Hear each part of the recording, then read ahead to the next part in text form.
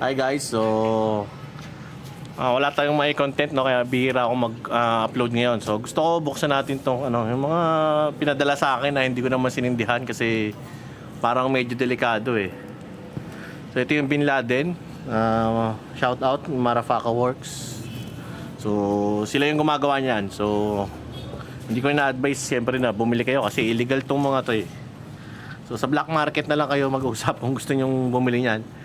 So marami nag-chat sa akin, no, gusto nila magpa-test ng product. So sa akin wala namang problema 'yon. Pero alam mo niyo na, siyempre batas, hindi naman pwede yung shabu bawal.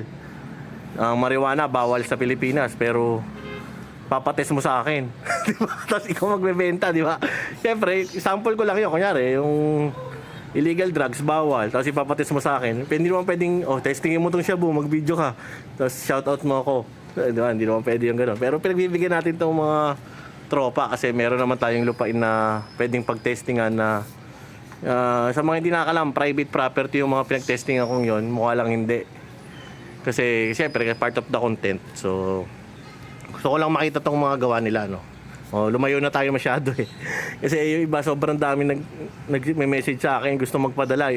Iba, 2 kilo, 5 kilo. Sabi ko, hindi naman po ako terorista. Diyos ko. 5 kilo gusto ipatest sa akin, guys. Diyos ko, apaka-delikado. Ang kinatatakot ko lang kasi dyan, sa mga bilihan ng chemical, yung mga pinagbibilihan nila, magbawal na rin. So, dami na yan. Pati yung mga third party na maker ng mga branded na nakakabili doon, hindi na rin pagbibilihan, kawawa naman sila. So yun, sa TikTok sobrang daming video ng mga illegal, grabe. Pati yung mga sobra-sobra talaga karga. Doon nag-train din naman tayo, no? Hindi ko pinagkakailan, hindi naman ako nagmamalinis, no? Nag-trading kami, yung 300 grams, sobra lakas na noon, pero nakakatakot lang kasi iba sa syudad nagte-testing, ang dami nababasag. So, iba naman, nagte-testing, sobra dami. Hindi pinipigilan yung mga motor, yung mga tricycle, mga kahit anong sasakyan na dumadaan. Talagang pag sinindihan nila sa kalsada, hinahayaan nilang dumaan yung sasakyan. Sumasabog, kawawa naman yung mga dumadaan, di ba?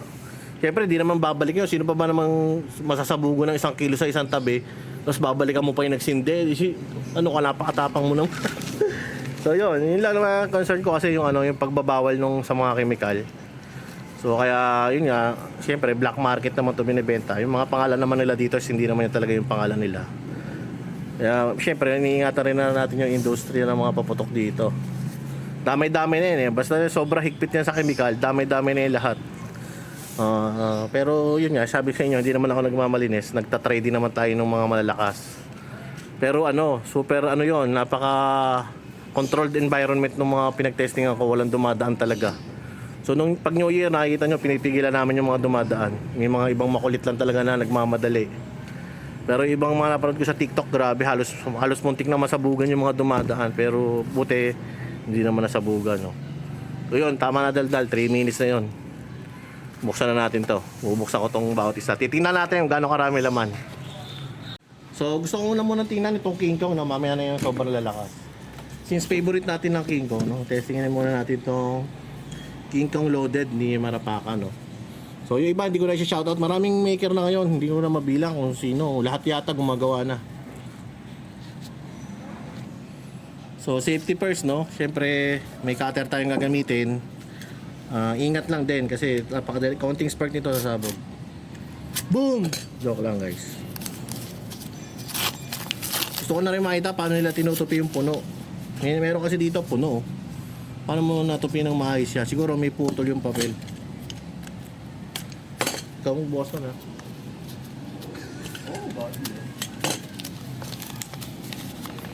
So yun nga, mukhang normal lang naman yung pagtupi nila dito, no? So buksan natin itong ating kiluhan.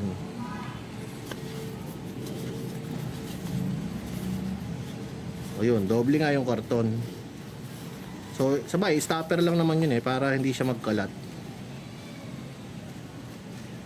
Ito yung sinasabi nila nung una-una yung uso yung mga, doble karga, puno. Yan, nauso eh. Dati basta King Kong lang. So, ito yung sinabi nila doble karton, kaya DK. So, merong isang karton na maliit. Pero normal to. Sa panahon ngayon, normal yan. Para lang hindi matapon yung pulbura tsaka mas ano siya. So ito yung karga niya 11. Tanggalin natin yung fuse. So pag natanggal yung fuse 10 grams. So nakalagay dito ano ba to? Loaded. King Kong loaded no, Marapaka, which is regular lang to. Sa totoong panahon ng King Kong mga 10 years ago, ganito talaga ang karga ng normal na King Kong, 10 to 13 grams. So ito nakalagay loaded eh. So para sa akin, kung mas mahal to, sablay, medyo mahal to. 10 grams lang. Loaded no, pero 10 grams. Doble karton. Sunod natin to, King Kong puno. Siya rin ba maker nito? Marapaka. Pero araw kong battery niya, kilala rin ako ng mga yan, sigurado. Titingnan ko paano nila tinupito no. Balik natin tong ano.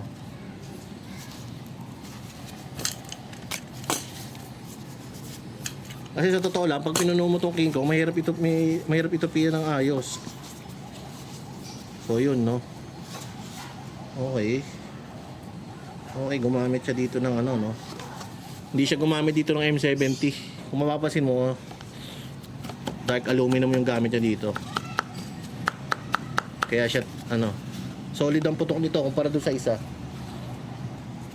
Ang timbang niya ay 35 grams. Yan yung King Kong puno niya. Siguro ano, ang kabase mga 35 to 40 regular eh. So kung ka-price nito yung kabase, pwede na rin. Malakas to kasi black powder kumpara mo dun sa isa, tinan mo. Sasamahin ko na kasi ganun din naman yun eh. O kung mapapansin mo dyan, ito may M70. Ito pure dark aluminum. Itim siya. Kaya mas malakas sabog dito kahit 35 grams lang siya. Ito yung sinasabi nila na wala sa timbang yan, nasa timpla. Pero paano kung 35 din yun, tapos parehas kayong timpla, tapos mas mura to. Maraming factors, kaya mas maganda na yung alam nyo. Ano, iba yung kulay, diba? Normal lang yung pagtupi, no? Itong ano, normal lang. So tinip niya na dito para hindi na umusbok. Para rin haradan.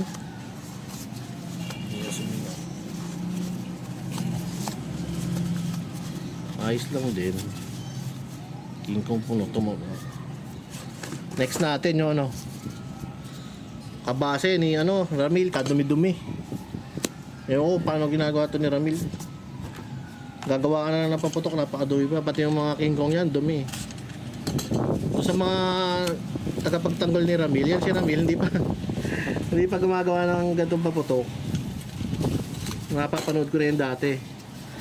Isa rin siyang mahilig sa paputok. Since nakilala ka, ang daming nagtatanong sa kanya paano niya, saan siya bumibili. Ginawa niya, siya na rin nagbenta, di ba? Ganun din naman yun eh. So ito yung kabase niya, no. Naku, nakakita ko namin M70. M70 is yung silver powder, silver aluminum. Wala namang problema doon kasi depende yan sa dami, sa bigat. O mo mabigat. Kabase 50 grams. At least alam ko na, no? Pag gumawa ako sa susunod, alam ko na.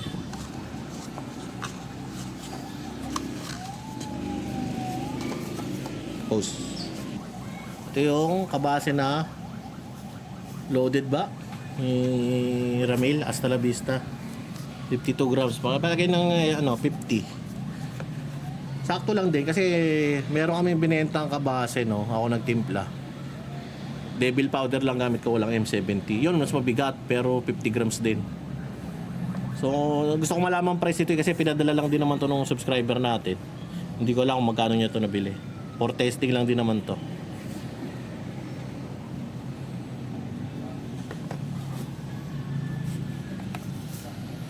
Dito na tayo, no, sa tunay na tuna. Tunay na tuna. Nung araw kasi, pag sinabi mo King Kong. Pag sinabi mo tuna. Ngayon kasi nauso na yung tuna regular, tuna loaded, tuna puno. So, kaya siguro pinangalanan niya to ng tunay na tuna. Ito yung totoong karga ng tuna pag sinabi mong tuna. So, binalutan niya ng craft paper, no, para malinis. Pero yung loob, hindi niya na binalutan ng gift wrap. So, malalaman natin laman ito. So, mga nag-ano dyan, nag-aalala na gumagamit ako ng cutter. Okay, mag-alala. Sobrang tagal ko nang kahit pagtitimpla niya ng pulbura, alam ko. Hindi naman siya nagmamagaling, no? Pero metal to metal yung pwede mag-spark.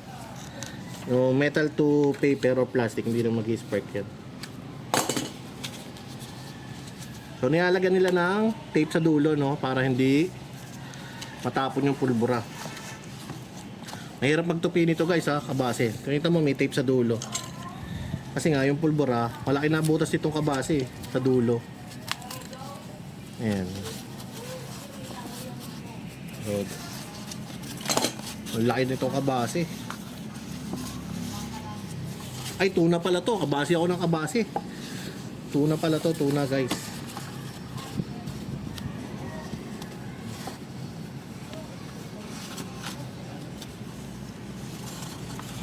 Ito, may M70 din. Kitang-kita naman.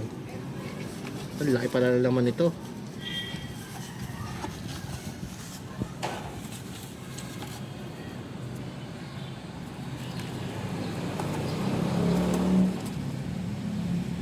Ito, no, may M70 pero ang laman niya is wala.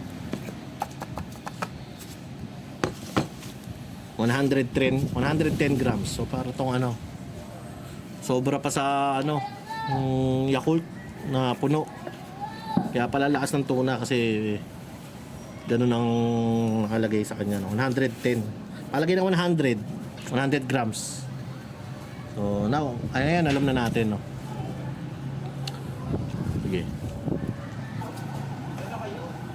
So sunod na natin, no? Special na Goodbye Philippines. Ito may whistle, no? Ayusin natin para pwede natin ibalik.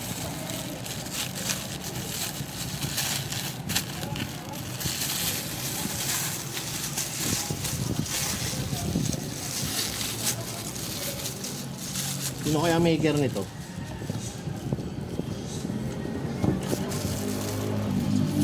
Wala siyang whistle. Walang whistle. Oh, pulbura na agad.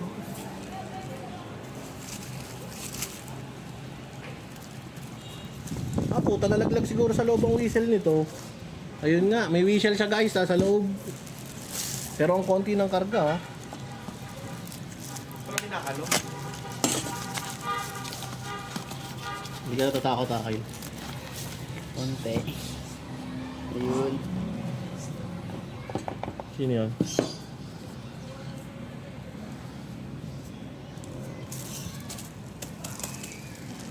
Ito yung sinasabing, ano, madayang Goodbye Philippines. Kasi laman lang niya 30. So katumbas lang nito kabase. Parang kabase na nilagay mo sa tube at nilagay mo ng whistle. So kung makakabili ka dito na 300 pesos, mahal yun. Kung ganyan karami laman. Pero 300 pesos, ay 400 pesos, ang laman ay nasa ano, 100 grams, pwede na. Ito kasi 30 grams lang eh, parang dalawang king kong lang. Tapos bibili mo ng ganito 300 plus. Lugi ka. So ito yung pinaka-fuse niya, no. Ginagawa nila nakatali lang na ganyan eh. Yung pulbura nasa loob. So sunod na natin, Bin Laden. Top, Bin Laden. So ito yung mga nakikita nyo sa TikTok. Tinagal ko na yung meat niya, no, pero ayan yung pinaka-fuse niya. So ito babalik natin dun sa nagpabukas nito, no. Subscriber ko din. Naku, ito mukhang maayos ang pagkakagawa kasi pero yung isang ganito niya na supot daw eh. Yun ang problema, pag nagsupot to, sayang. Mukhang kilala ko na may gawa nito, ha. Mukhang si Papa rin din ba? Hindi, marapaka eh. Nilagyan nila ng tawag dito? Glue stick. So basic, no, kinapalan. So okay lang naman yung ganito, kaso mas maganda sana may double fuse. Oh, konti lang naman ito. Dami din, putang ina. Putang ina, dami. Ah, putang ina.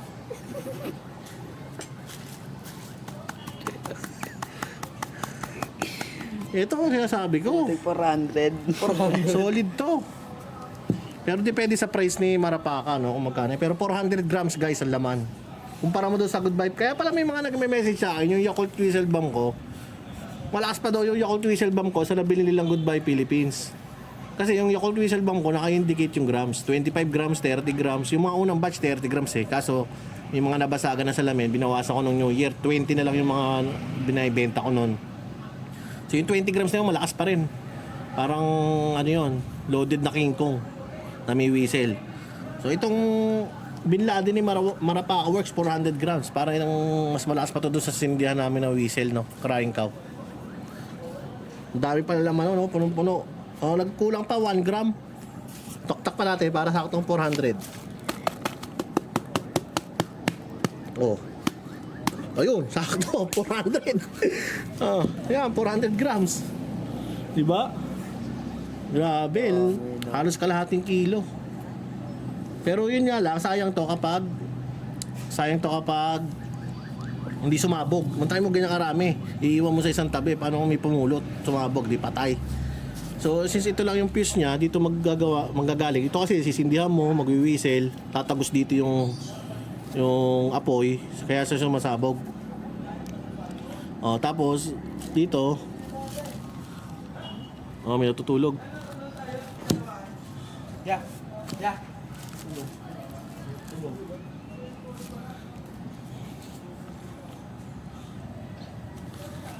Oh, yan naman. So ito siguro kaya nito 1 kilo. Pupunuin mo to 1 kilo. Oh, dito.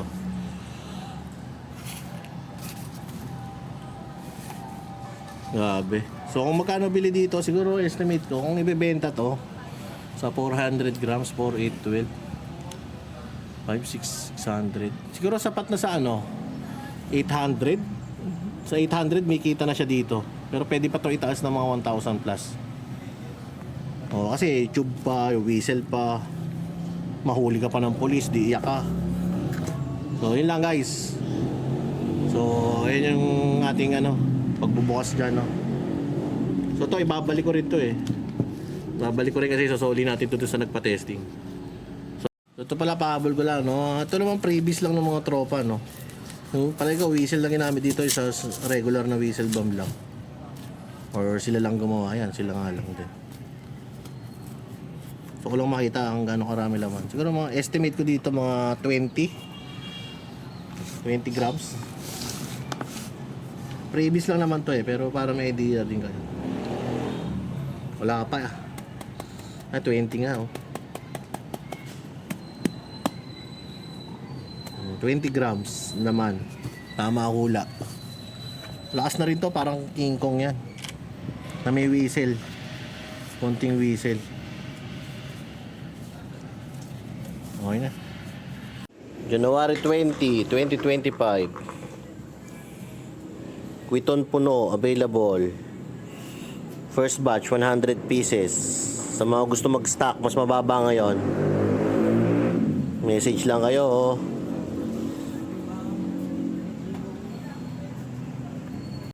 Ito yung gawa mo, no? Ilang grams to? Yeah, 200. Wala. 250 grams. Good luck sa amin, no? Dito kami. Ano gusto mo na? So ito guys, January 18, no? So tetesting natin to leg TV mother Kwiton at isang Yakult. Ito isa King Kong ni Ramil hasta la vista. Test fire Yakult. Yan ang problema sa sa isa yung namamatay yun eh.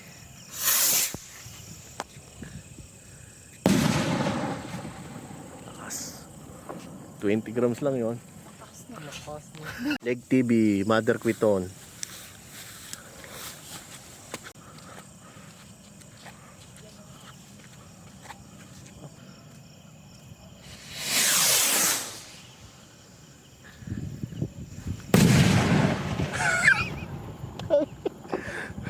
Lakas!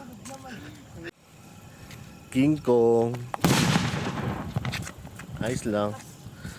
Test fire. 250 grams. Okay. Doon sa gitna.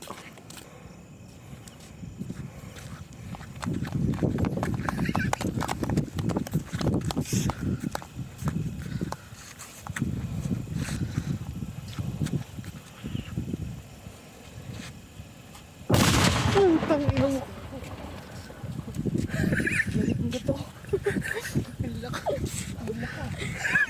So ito share ko lang no ano. Ito mga pinadala lang din sa akin no. Bali itong yung Bin Laden na try na nga natin kanina, 400 grams ang laman. Tapos yung Special Goodbye Philippines na kulang sa karga, puro mabigat to eh. May lupa siguro hanggang dito. Yun ang nagpabigat. Pero ito wala, pure ano siya. Pure tube na magaan. Pero 400 grams. Ito yung ni-repair natin no. Tinanggal natin to, gusto niya gawing 1 kilo. Ewan ko paano gagawin nila dyan. Pero kilala ko naman na nagpadala nito no. Siguro sa ano nila sisindihan to, sa open grounds or sa bukid nila. So ayan, ang laki. Wag na wag niyong gagayahin to guys kasi ano, napakadelikado. So ito ginawa natin, ni-repair natin no. So ito, whistle, yun yung fuse. Tapos meron siyang second fuse. So pwede mo siyang habaan pa to. Ito naman abang lang naman eh. Pwede mo pa itong habaan ng mga 2 meters, 1 meter. In case lang na hindi pumutok dito, kung hindi ka tiwala sa gawa mong whistle, at least mayroon pa second fuse. Kasi kung hindi to sumabog, no choice ka kasi di-dispose mo rin naman to eh. So hindi siya safe kasi kung tinapon mo to, binasa mo lang tapos tinapon mo rin sa basurahan. Tapos yung pinagtapunan ng basurahan may sigaan, makaka-aksidente pa. So ang maganda may mapasabog mo siya. At least kahit ng second fuse para at least talagang na ano mo siya, hindi ka makakadali ng iba. Or better, huwag ka na magpaputok ng ganito kalaki. Delikado talaga. So yun lang guys, thank you. Have a nice day.